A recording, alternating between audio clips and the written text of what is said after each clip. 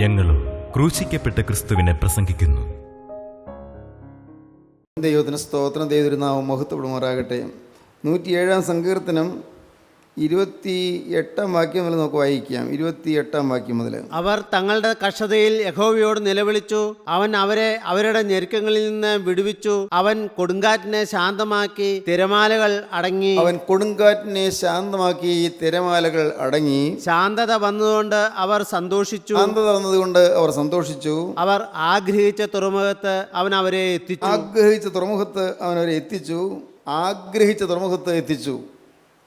ആ തുറമുഖത്ത് എത്താൻ സാധ്യമല്ലാത്ത രീതിയിലുള്ള കൊടുങ്കാറ്റാണ് വീശിയത്. ഭയങ്കരമായ കൊടുങ്കാറ്റ്.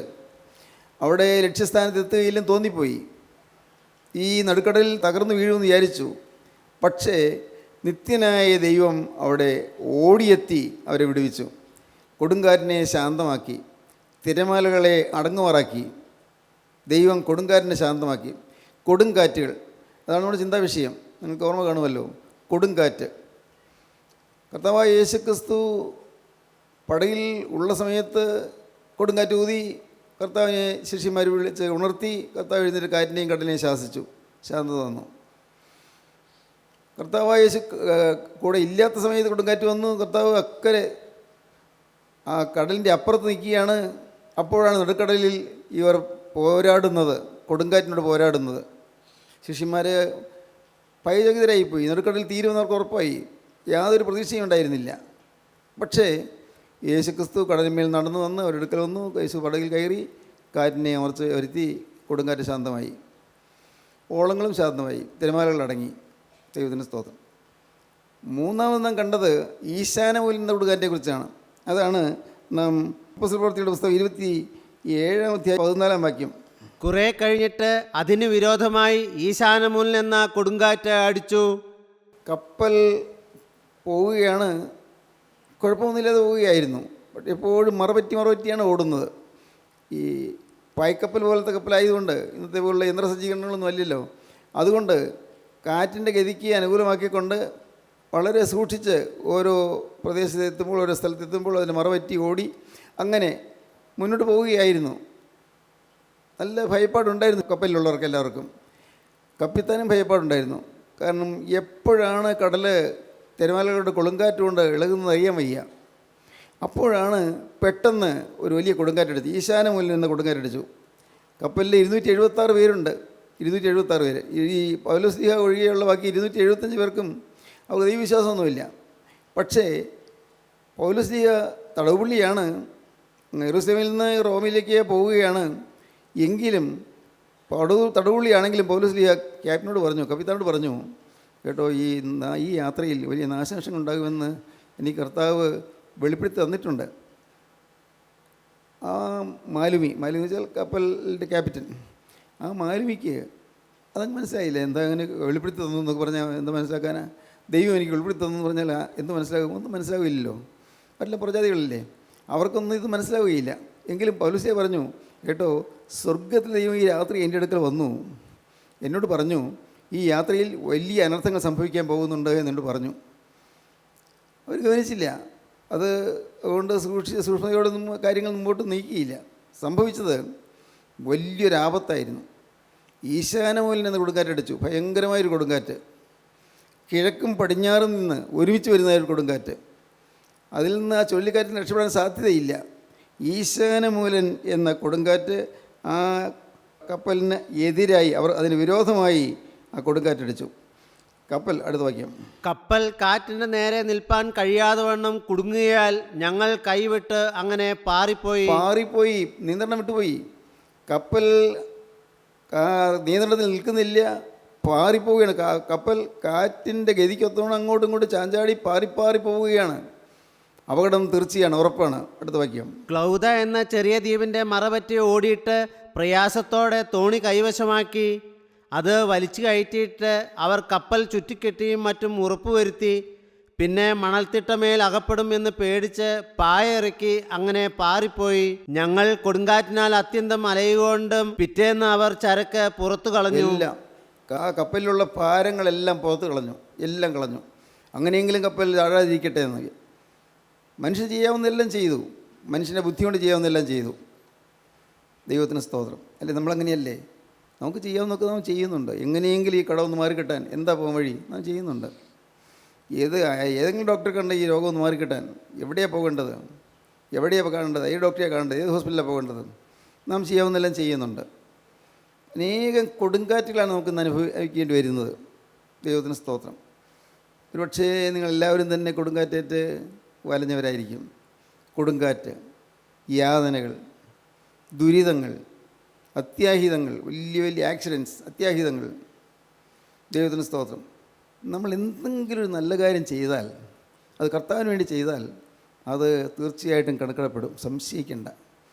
ഏതെങ്കിലും നല്ല കാര്യം കർത്താവിൻ്റെ വേലയ്ക്ക് വേണ്ടി, അങ്ങനെയാണെങ്കിൽ കർത്താവിൻ്റെ വേലയെ ആക്ഷേപിക്കുന്നവർക്ക് എന്തെല്ലാം വരാൻ പോകുന്നത്, കർത്താവിൻ്റെ വേലയെ പരിഹസിക്കുന്നവർക്ക് എന്തെല്ലാം സംഭവിക്കാൻ പോകുന്നത്.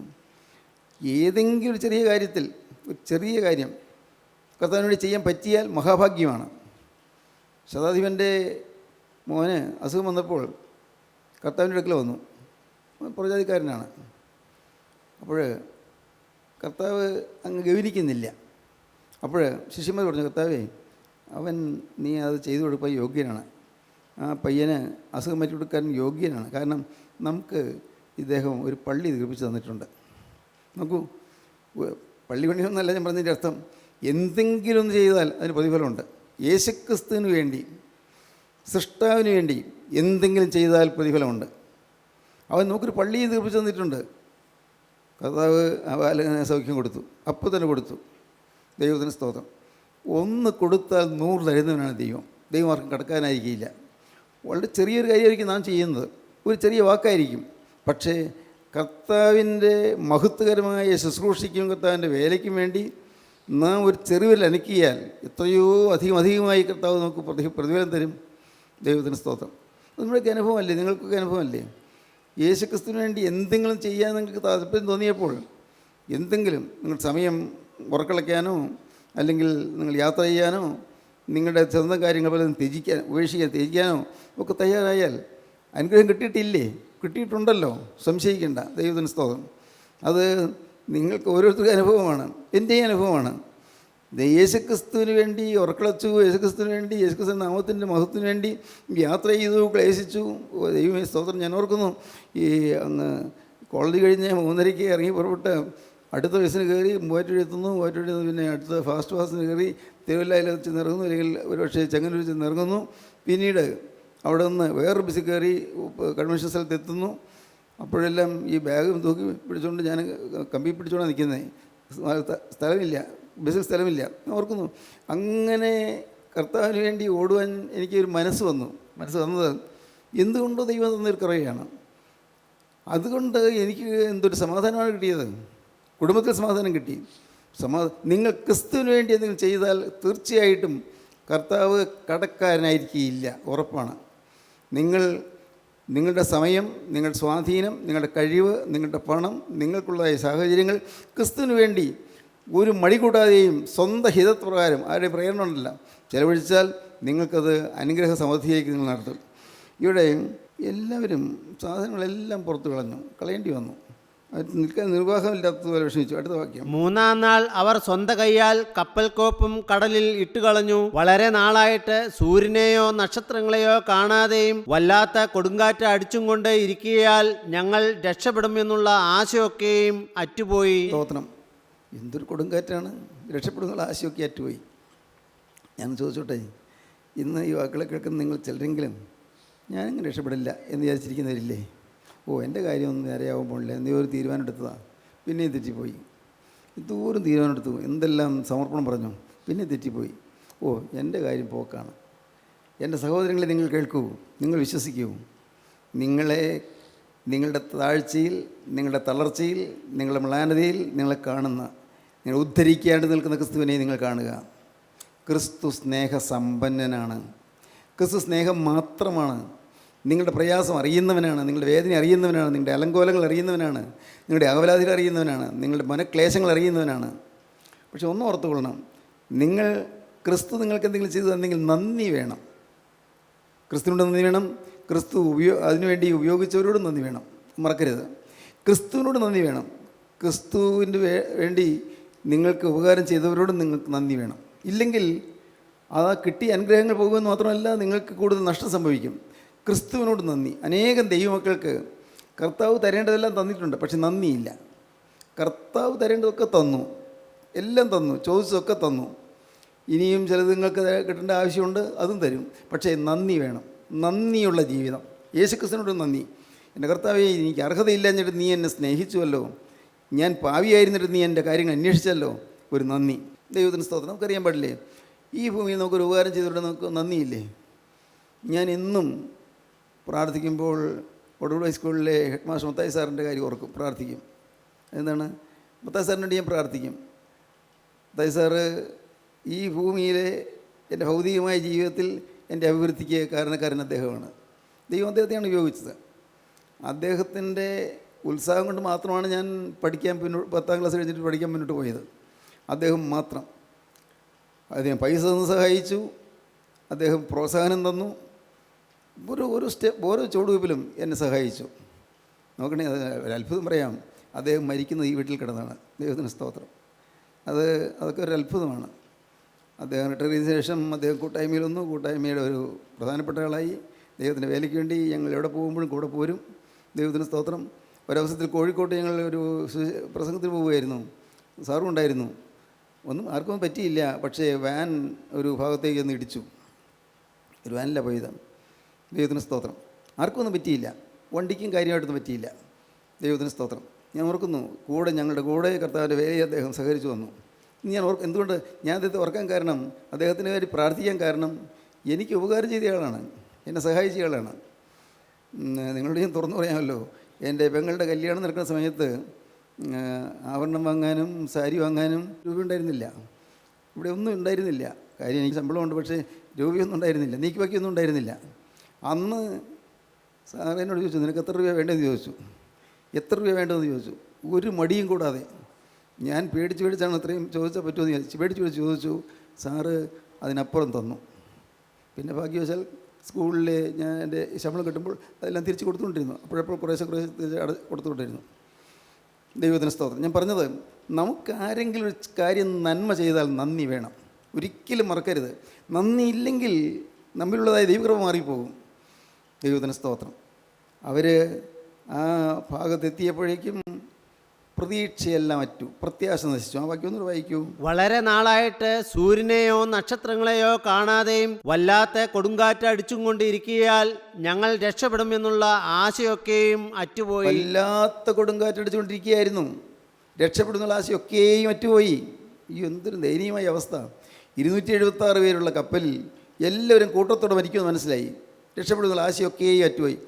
വളരെ നാളായിട്ട് സൂര്യനെ കാണുന്നില്ല, നക്ഷത്രങ്ങളെ കാണുന്നില്ല. രാത്രി ഏതാ പകലേതാ അറിയാൻ പാടില്ല, ദിക്കും അറിയാൻ പാടില്ല. ഇന്നാണെങ്കിൽ ഇപ്പോൾ ഈ വടക്കുനോക്കി യന്ത്രങ്ങളും അതുപോലുള്ളതായ റാഡാർ സിസ്റ്റംസൊക്കെ ഉണ്ട് എന്ന് മനസ്സിലാകുമായിരിക്കും. അന്നതൊന്നും ഇല്ലല്ലോ. എവിടെയായി അറിയാൻ പാടില്ല. കൂരിട്ട്, പകലും കൂരിട്ട്. കാരണം പകലിൻ്റെ അകത്തിന് തിരിച്ചറിയാൻ പാടില്ല. സൂര്യനും ഇല്ല, നക്ഷത്രങ്ങൾ. കാരണം ആകാശം കറുത്തിരണ്ട മേഘങ്ങളാൽ നിറഞ്ഞിരിക്കുകയാണ്.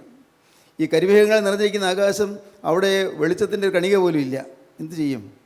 അങ്ങനെ ഇനി രക്ഷപ്പെടുന്നുള്ള ആശയൊക്കെ ഏറ്റുപോയി. ജീവിതം തീരാൻ പോവുകയാണ്. സ്തോത്രം. ദൈവത്തിൻ്റെ ഒരു നാമം മഹത്വപ്പെടട്ടെ. സഹോദരങ്ങളെ, ഞാൻ ചോദിക്കട്ടെ, ആശയൊക്കെ ഏറ്റവും വിചാരിച്ചിരിക്കുന്നവരുണ്ടോ? ഭർത്താവിന് മാരകമായ രോഗമാണ്, ഇനി ആശയില്ല, നിരാശപ്പെട്ടിരിക്കുന്നവരുണ്ടോ? ഭാര്യയ്ക്ക് വലിയ പ്രതിസന്ധി വന്നിരിക്കുന്നു, വലിയ രോഗം വന്നിരിക്കുന്നു, ഇനി ആ പ്രതീക്ഷയ്ക്ക് വകയില്ല, അങ്ങനെ വിചാരിച്ചിരിക്കുന്നവരുണ്ടോ? ഒരു ജോലി ഉണ്ടായിരുന്നു, ജോലി പോയി, ഇനി അതൊന്നും കിട്ടാൻ പോകുന്നില്ല. ഉണ്ടായിരുന്ന ജോലി പോയി, വരുമാനമൊന്നുമില്ല, എന്ത് ചെയ്യുമെന്ന് എനിക്കറിയാൻ പാടില്ല, ഇനി അങ്ങ് ജീവിച്ച് പോവുക, മരിക്കുമ്പോൾ മരിക്കട്ടെ. ഇങ്ങനെ നിരാശപ്പെട്ട് ആശ അസ്തമിച്ച് പരിശ്രമമെല്ലാം നിർത്തി, പ്രാർത്ഥനയും നിർത്തി, പ്രതീക്ഷകൾ അസ്തമിച്ച് വലയുന്നവരാരെങ്കിലും ഉണ്ടോ യുവാക്കളെ കേൾക്കുന്നത്?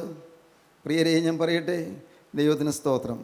നിങ്ങളൊരിക്കലും മടുത്തു പോകരുത്, ഒരിക്കലും മടുത്തു പോകരുത്. 7 പ്രാവശ്യം IELTS പരീക്ഷ എഴുതിയ ഒരാളെന്നെ വിളിച്ചു. 7 പ്രാവശ്യം IELTS പരീക്ഷ എഴുതി. പറഞ്ഞു, സാറേ ഞാൻ മടുത്തു, ഒരിക്കലും കിട്ടിയില്ല, ഇത്തവണയും കിട്ടിയില്ല. ഞാൻ പറഞ്ഞു, അങ്ങനെ വിചാരിക്കണ്ട, ട്രൈ ചെയ്യുക, കിട്ടുന്നവരെ എഴുതുക, ഇത്തവണ എഴുതുന്നതായിരിക്കണ്ട, കിട്ടുന്നവരെ എഴുതുക. പിന്നെ ഞാൻ പറഞ്ഞു, എനിക്കറിയാം നിങ്ങൾക്ക് ഓരോ പരീക്ഷ എഴുതുമ്പോഴും കുറച്ച് പൈസ ചിലവാകുമെന്നറിയാം, ശരിയാണ്, സാരമില്ല, എഴുത്, ഏതായാലും ദൈവം കൃപ ചെയ്താൽ അടുത്ത പ്രാവശ്യം തന്നെ കിട്ടാനായിട്ട് ഞാൻ പ്രാർത്ഥിക്കാം. പക്ഷേ കിട്ടിയില്ല നിങ്ങൾ വിഷമിക്കരുത്. എഴുതണം, കിട്ടുന്നവരെ എഴുതാമെന്ന് വിചാരിക്കണം. അനേകരെ മടുത്തിരിക്കുകയാണ് ജീവിതത്തിൽ, മടുത്ത ജീവിതം, പ്രതീക്ഷ നശിച്ച ജീവിതം, എല്ലാ സ്വപ്നങ്ങളും കരിഞ്ഞുണങ്ങിയ ജീവിതമായിരുന്നു എൻ്റേത്. ദൈവത്തിന് സ്തോത്രം. കരിഞ്ഞുണങ്ങിയ ജീവിതം, നിരാശപ്പെട്ടു പോയ ജീവിതം, തകർന്നു പോയ ജീവിതം, ആശയറ്റ ജീവിതം, എല്ലാ പ്രതീക്ഷകളും നഷ്ടപ്പെട്ട ജീവിതം. ദൈവത്തിന് സ്തോത്രം. മുഖം വാടി കരിഞ്ഞിരുന്നു, മ്ലാനവതനായിരുന്നു. ദൈവത്തിന് സ്തോത്രം. എൻ്റെ കർത്താവേ, ദൈവത്തിൻ്റെ വലിയ നാമം മഹത്വപ്പെടട്ടെ. സ്വർഗത്തിലെ ദൈവം എൻ്റെ മുഖം ഉയർത്തി തന്നു. സ്വർഗത്തിലെ ദൈവം എൻ്റെ മുഖത്ത് നിന്ന് ആ മ്ലാനതയുടെ മൂടുപടം മാറ്റിക്കളഞ്ഞു. കർത്താവിന് സ്തോത്രം. സ്വർഗത്തിലെ ദൈവം എൻ്റെ ഹൃദയത്തിന് സമാധാനം തന്നു, സംതൃപ്തി തന്നു, സന്തോഷം തന്നു. ദൈവത്തിന് സ്തോത്രം. എൻ്റെ ആഗ്രഹം ഞാൻ പറയട്ടെ, ഇന്ന് ഈ വാക്കുകൾ കേൾക്കുന്ന നിങ്ങൾ ഓരോരുത്തരും, നിങ്ങൾ നിരാശപ്പെട്ടിരിക്കാതെ നിങ്ങൾ പുതിയ പ്രതീക്ഷകൾ പുലർത്തുക. പുതിയ പ്രതീക്ഷകളോടെ നിങ്ങൾ ഉണരുക. കർത്താവേ, എനിക്ക് എൻ്റെ യേശുവിന് വേണ്ടി എൻ്റെ ആയുസ് മുഴുവനായി ചെലവഴിക്കപ്പെടണം. അത് മാത്രം മതി, വേറൊന്നും ചെയ്യണ്ട. എൻ്റെ യേശുവിന് വേണ്ടി, എൻ്റെ യേശുവിൻ്റെ രാജ്യത്തിൻ്റെ പ്രചരണത്തിന് വേണ്ടി എൻ്റെ ആയുസ് മുഴുവനായി ചെലവഴിക്കപ്പെടണം. ഈ ആയുസിൽ നീ എൻ്റേതായി ഒരു ദിവസം ഇല്ല, ഉള്ളതെല്ലാം യേശുവിൻ്റേതാണ്. എനിക്ക് എത്ര ദിവസമുണ്ടോ എനിക്ക് ആയുസ്, അതെല്ലാം യേശുവിൻ്റേത്. അങ്ങനെ പറയാൻ നിങ്ങൾക്ക് പറ്റുമോ? പറഞ്ഞാൽ പോരല്ലോ. പറ്റുമോ നിങ്ങൾക്ക് അങ്ങനെ സമർപ്പണം എടുക്കാൻ പറ്റുമോ? ദൈവത്തിന് സ്തോത്രം. എത്ര ആയുസ്സുണ്ട് അത് എനിക്കറിയാൻ പാടില്ല. നാളെ പ്രഭാതം ഞാൻ കണ്ടോ എനിക്കറിയാൻ പാടില്ല. കർത്താവേ, ഉള്ള ആയുസ്, ഉള്ള കാലം മുഴുവനായി, സ്തോത്രം, മുഴുവനായി യേശുക്രിസ്തുവിന് വേണ്ടി മുഴുവനായി സ്പെൻഡ് ഔട്ടാകാൻ, ചെലവഴിക്കപ്പെടാൻ എനിക്ക് സമ്മതമാണ്, എനിക്ക് ആഗ്രഹമാണ്, എനിക്ക് ദാഹമാണ്, എനിക്ക് ആർത്തിയാണ്. കർത്താവേ, സ്തോത്രം. പറയാൻ പറ്റുമോ നിങ്ങൾക്ക്? എന്നാൽ നിങ്ങൾ ഉത്തരോത്തരം വളരെ നിങ്ങൾക്ക് കാണാം, അഭിവൃദ്ധിപ്പെടുന്ന നിങ്ങൾക്ക് കാണാം. ഒന്നിനുമേൽ ഒന്നായിട്ട് ഇങ്ങനെ അഭിവൃദ്ധിയിലേക്ക് നിങ്ങൾ കുതിച്ചു കയറുന്ന നിങ്ങൾക്ക് കാണാം. സ്തോത്രം. ദൈവത്തിന് സ്തോത്രം. ഭൗതികമായ അഭിവൃദ്ധിയും വരും, ആത്മീയമായി നിങ്ങൾക്ക് നല്ല വിശുദ്ധിയുടെ ഉറപ്പ് കിട്ടും, ധൈര്യം കിട്ടും. നിങ്ങൾക്ക് കർത്താവിന് വേണ്ടി ഓടുവാനുള്ളതായ ആരോഗ്യം കിട്ടും, ബലം കിട്ടും. എല്ലാം നടക്കും, ഒന്നും നടക്കാതിരിക്കുകയില്ല. ദൈവത്തിന് സ്തോത്രം. വളരെ നാളായിട്ട് സൂര്യനെയോ നക്ഷത്രങ്ങളെയോ കാണാതെയും വല്ലാത്ത കൊടുങ്കാറ്റടിച്ചുകൊണ്ടിരിക്കിയാൽ ഞങ്ങൾ രക്ഷപ്പെടുന്ന ആശയൊക്കെയും അറ്റുപോയി. അടുത്ത വാക്യം. അവർ വളരെ പട്ടിണി കിടന്ന ശേഷം പൗലോസ് അവരുടെ നടുവിൽ നിന്നുകൊണ്ട് പറഞ്ഞത്, പുരുഷന്മാരെ, എൻ്റെ വാക്ക് അനുസരിച്ച് ക്രേത്തയിൽ നിന്ന് നീക്കാതെയും ഈ കഷ്ടനഷ്ടങ്ങൾ സമ്പാദിക്കാതെയും ഇരിക്കേണ്ടതായിരുന്നു. ഞാൻ പറഞ്ഞതനുസരിച്ച് നിങ്ങൾ നിന്നിരുന്നെങ്കിൽ നിങ്ങൾ ഇപ്പോൾ ഈ വിഷമം വരില്ലായിരുന്നു. അന്ന് ക്രീറ്റിൽ നിന്ന്, ക്രേത്തയിൽ നിന്ന് നമ്മൾ പുറപ്പെടാൻ നേരത്തെ ഞാൻ പറഞ്ഞില്ലേ, എനിക്ക് ദൈവം പറഞ്ഞു തന്നിട്ടുണ്ട്, അപകടം ഉണ്ടെന്ന് പറഞ്ഞു തന്നതാണ്.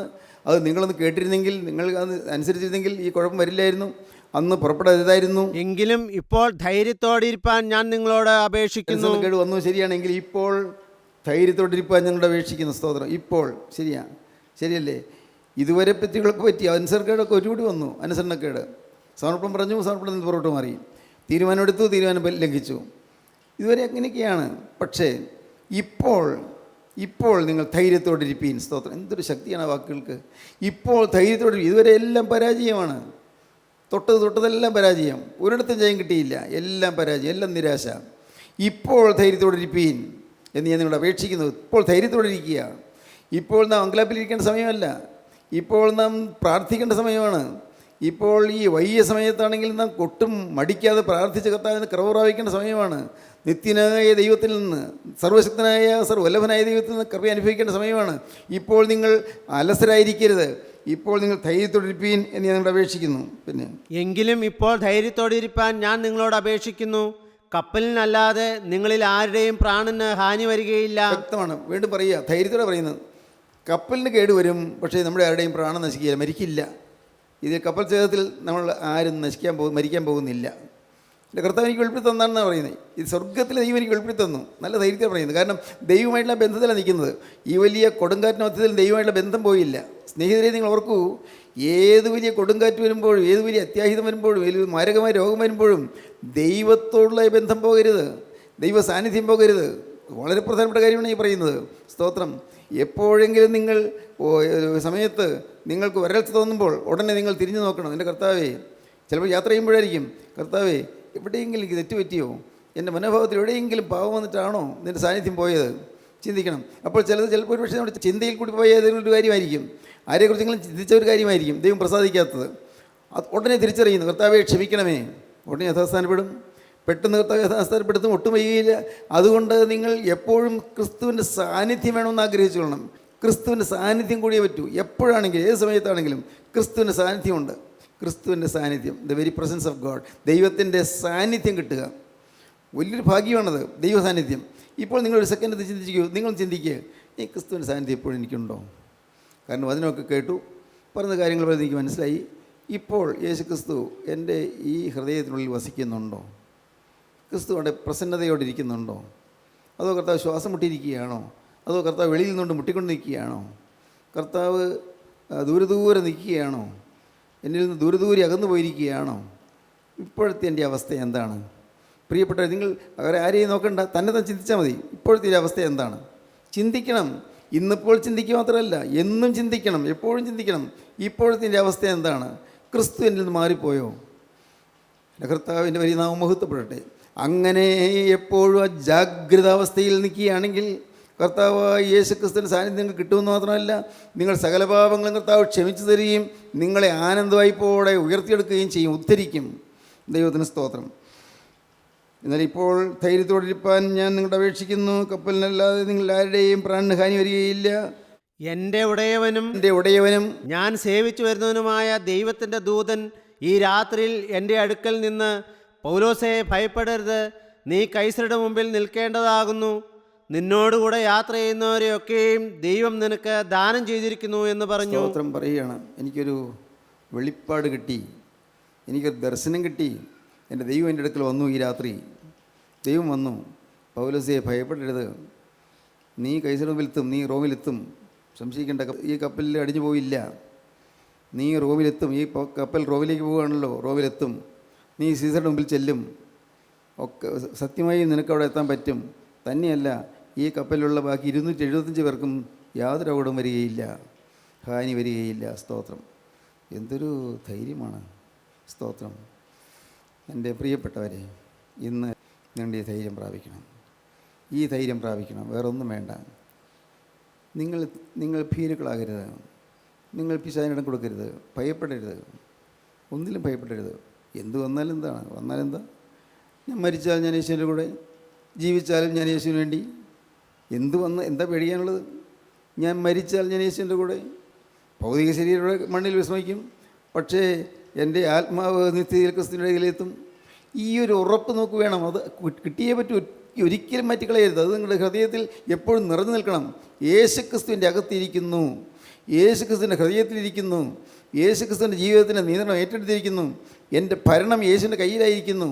എന്നെ യേശു ഏറ്റെടുത്തിരിക്കുന്നു, എൻ്റെ കാര്യം യേശു ഏറ്റെടുത്തിരിക്കുന്നു. എന്നെ മാത്രമല്ല, എൻ്റെ കുടുംബത്തെയും യേശു ഏറ്റെടുത്തിരിക്കുന്നു. എന്നെ മാത്രമല്ല, എൻ്റെ കുടുംബത്തെയും മാത്രമല്ല, എൻ്റെ കൂട്ടായ്മയെ യേശു ഏറ്റെടുത്തിരിക്കുന്നു. എൻ്റെ ദൈവമക്കളെ, എൻ്റെ കൂട്ടായ്മയിലുള്ള ദൈവമക്കളെ യേശു ഏറ്റെടുത്തിരിക്കുന്നു. എൻ്റെ സഹോദരന്മാരെ യേശു ഏറ്റെടുത്തിരിക്കുന്നു. ഒരു ഉറപ്പ് നിങ്ങൾക്ക് വേണം പ്രിയപ്പെട്ടവർ, നിങ്ങൾക്കൊരു ഉറപ്പ്, ഒരു ധൈര്യം വേണം. കർത്താവിന് സ്തോത്രം. ദൈവം കൃപ തന്നാൽ അടുത്ത പ്രാവശ്യം ഇതിനെക്കുറിച്ച് കൂടുതൽ ചിന്തിക്കാം. ദൈവത്തിന് സ്തോത്രം. ഇപ്പോൾ നിങ്ങളൊരു കാര്യം ചെയ്യൂ. നിങ്ങളുടെ ഹൃദയത്തിൽ യേശു വരുന്നതിന് വേണ്ടി നിങ്ങൾ പ്രാർത്ഥിക്കുക. യേശു ഹൃദയത്തിൽ എഴുന്നള്ളി വരാൻ വേണ്ടി. കർത്താവേ, എനിക്ക് മനസ്സിലായി, കർത്താവേ എനിക്ക് മനസ്സിലായി, നിനക്ക് എൻ്റെ ഹൃദയത്തിൽ വസിക്കാനിടമില്ല. ഇവിടെ അഴുക്കുണ്ട്, ഇവിടെ അശുദ്ധിയുണ്ട്, ഇവിടെ കോപാക്രാന്തമായ പെരുമാറ്റമുണ്ട്. ഹൃദയത്തിൽ പുറമേ ഞാൻ കാണിക്കുന്നില്ലെങ്കിലും കോപം പുകയുന്നുണ്ട്. പുറമേ ഞാൻ കാണിക്കുന്നില്ലെങ്കിൽ എനിക്ക് ചില അസംതൃപ്തികളുണ്ട്. പുറമേ ഞാൻ ഭാവിക്കുന്നില്ലെങ്കിൽ എനിക്ക് എൻ്റെ ഹൃദയത്തിൽ ചില കാര്യങ്ങളിൽ ഇഷ്ടക്കുറവുണ്ട്. കർത്താവേ, എനിക്ക് എൻ്റെ കുടുംബത്തിൽ ചില ഇഷ്ടക്കേടുകളുണ്ട്. കൂട്ടായ്മയിൽ തന്നെ എനിക്ക് ചില ഇഷ്ടക്കേടുകളുണ്ട്. എൻ്റെ കർത്താവേ, എന്നിൽ യേശുവിന് വസിക്കാനിടമില്ല. ഞാൻ സാക്ഷ്യം പറയുന്നുണ്ട്, ഞാൻ പ്രസംഗിക്കുന്നുണ്ട്, പക്ഷേ യേശുവിനിൽ വാസ്തവമായി ഇരിക്കാനിടം കിട്ടിയിട്ടില്ല. യേശുവിന് പൂർണ്ണമായി എന്നെ കിട്ടിയിട്ടില്ല. ഇന്നും എൻ്റെ സ്വന്തം താല്പര്യങ്ങൾ അവിടെ നിൽക്കുന്നു. കർത്താവേ, യേശുവെ, എനിക്കറിയാം നിനക്ക് എൻ്റെ ഹൃദയത്തിൽ വസിപ്പാൻ ഇപ്പോൾ ഇടമില്ല. കർത്താവേ, ഞാൻ ആശിക്കുകയാണ്. കർത്താവേ, ഞാൻ പ്രാർത്ഥിക്കുകയാണ്, ഞാൻ അഭിവാദന ചെയ്യുകയാണ്. കർത്താവേ, ഇപ്പോൾ ഒന്ന് മനസ്സലിഞ്ഞ് ഈ അശുദ്ധമായ ഹൃദയത്തിലേക്ക്, ഇരുളടഞ്ഞ ഹൃദയത്തിലേക്ക് യേശുനാഥ ഒന്ന് എഴുന്നള്ളി വരണമേ. എൻ്റെ ഈ പാപമയമായ ഹൃദയത്തിൽ നാഥ നീ ഒന്ന് വസിക്കണമേ. എനിക്ക് ഈ ലോകത്തിൽ വരെ ഒന്നും വേണ്ട കർത്താവേ, യേശു എൻ്റെ ഹൃദയത്തിൽ ഉണ്ടായിരുന്നാൽ മാത്രം മതി. ഹല്ലേലൂയ. ഈ തീരുമാനം നിങ്ങൾക്ക് വരുന്നുണ്ടോ? യേശു എനിക്ക് ലഭിച്ചാൽ മാത്രം മതി, യേശുവിൻ്റെ ഹൃദയത്തിൽ വസിച്ചാൽ മാത്രം മതി എന്നുള്ള തീരുമാനം നിങ്ങൾക്ക് എടുക്കാൻ പറ്റുന്നുണ്ടോ? ആ പ്രാർത്ഥനയുടെ ഹൃദയത്തിൽ ഉയരുന്നുണ്ടോ? എങ്കിൽ ഭയപ്പെടേണ്ട. ജീവനുള്ള ക്രിസ്തു സന്തോഷത്തോടെ ഹൃദയത്തേക്ക് എഴുന്നള്ളി വരും. വിശ്വസിക്കൂ. ഈ പറയുന്നത് ദൈവത്തിൻ്റെ പരിശുദ്ധാത്മാവിൻ്റെ ശബ്ദമാണ്. നിങ്ങൾ വിശ്വസിക്കൂ. നിങ്ങൾ യേശുവിനെ വിളിച്ചാൽ യേശു കടന്നു വരും. നിങ്ങൾ യേശുവിനോട് വാക്ക് പറഞ്ഞാൽ അവൻ കേൾക്കും. കർത്താവേ, ഇന്ന് നീ എൻ്റെ ഹൃദയത്തിലേക്ക് കടന്നു വന്നാൽ ഇനി മുതൽ ഞാൻ പുതിയ മനുഷ്യനായിരിക്കുമെന്ന് ദൈവത്തോട് നിങ്ങൾ പറഞ്ഞു നോക്കൂ.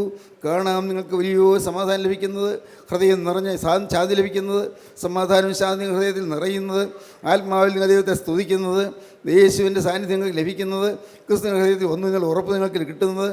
എല്ലാ ഭയവും പോകട്ടെ, എല്ലാ ഭീതിയും അകലട്ടെ, എല്ലാ ആശങ്കകളും മാറട്ടെ, എല്ലാ ഉത്കണ്ഠകളും മാറട്ടെ, എല്ലാ ഭീതികളും ഭയങ്ങളും ഭയപ്പാടുകളും മാറട്ടെ, പാപങ്ങളെല്ലാം മാറട്ടെ, അശുദ്ധി മാറട്ടെ, അശുദ്ധ ജീവിതം മാറട്ടെ, തിന്മയിൽ നിന്ന് രക്ഷപ്പെടട്ടെ, അഹങ്കാരം മാറട്ടെ, സ്വാർത്ഥത മാറട്ടെ, ദ്രവ്യാഗ്രഹം മാറട്ടെ, യേശുമയമായി തീരുന്ന മഹാസൗഭാഗ്യം ലഭിക്കട്ടെ. ഹല്ലേലൂയ, ഹല്ലേലൂയ, ഹല്ലേലൂയ, ഹല്ലേലൂയ, ഹല്ലേലൂയ, ഹല്ലേലൂയ, ഹല്ലേലൂയ, ഹല്ലേലൂയ. പൈശാചികൻ്റെ നെടുങ്കോട്ടകൾ തകരട്ടെ. ഹല്ലേലൂയ. ശാപദോഷങ്ങൾ മാറട്ടെ. ഹല്ലേലൂയ, ഹല്ലേലൂയ, ഹല്ലേലൂയ. പാപങ്ങളെല്ലാം പരിഹരിക്കപ്പെടട്ടെ. ഹല്ലേലൂയ. യേശുവിൻ്റെ തിരുരക്തം ഗുണകരമായി സംസാരിക്കട്ടെ. ഹല്ലേലൂയ. യേശുവിൻ്റെ തിരുരക്തങ്ങളെ കഴുകട്ടെ. ഹല്ലേലൂയ, ഹല്ലേലൂയ, ഹല്ലേലൂയ, ഹല്ലേലൂയ. സ്വർഗ്ഗത്തിന് തീക്കനൽ നിങ്ങൾ നെറ്റിയിൽ തൊടുവിക്കട്ടെ. Hallelujah, hallelujah. ഹൃദയം തുറക്കട്ടെ. ദൈവനാമം മഹത്വപ്പെടട്ടെ. പരിശുദ്ധാത്മാവ് പ്രവേശിക്കട്ടെ. ഹല്ലേലൂയ, ഹല്ലേലൂയ, ഹല്ലേലൂയ. ദൈവത്തെ നോക്കി വിളിക്കുന്നവര്, കർത്താവിന് കൃപയ്ക്ക് വേണ്ടി യാചിക്കുന്നവര് ഇരുവരും ഉയർത്തുവീൻ. ദൈവത്തിന് സ്തോത്രം. ഹല്ലേലൂയ, ഹല്ലേലൂയ, ഹല്ലേലൂയ. ഞങ്ങളുടെ ജീവനുള്ള ദൈവമേ, ഞങ്ങളുടെ കരുണയുള്ള കർത്താവേ, മനോഹരമായ സമയത്തിനായി ഞങ്ങൾ നിന്നെ സ്തുതിക്കുന്ന കർത്താവേ. നാഥ, ഇതുവരെ ഞങ്ങളുടെ ഹൃദയത്തിൻ്റെ ഉള്ളിൽ ഇരുന്നിരുന്ന യേശു ഞങ്ങളുടെ ഉള്ളിലേക്ക് വന്നു എന്നുള്ള ഉറപ്പ് ലഭിക്കുവാൻ തക്കവണ്ണം കർത്താവേ, സുബോധത്തിൻ്റെ ആത്മാവ് ഞങ്ങളുടെ മേൽ ഊതണമേ എന്ന് പ്രാർത്ഥിക്കുന്ന കർത്താവേ, എല്ലാവരെയും അനുഗ്രഹിക്കണം കർത്താവേ. എൻ്റെ നാഥ, അവിടുത്തെ രണ്ടാമത്തെ വരയിൽ പറന്നു വരുന്ന വിശുദ്ധന്മാരുടെ നിലയിൽ ഞങ്ങളെല്ലാവരും യോഗ്യരാക്കി തീർക്കണമേ. തിരുനാമം മഹത്വപ്പെടുത്തണമേ. യേശു ക്രിസ്തുവിൻ്റെ രാജകീയ നാമത്തിൽ പ്രാർത്ഥിക്കുന്ന കൃപയോടെ കേൾക്കണമേ. ആമീൻ. ഹല്ലേലൂയ. സ്തോത്രം.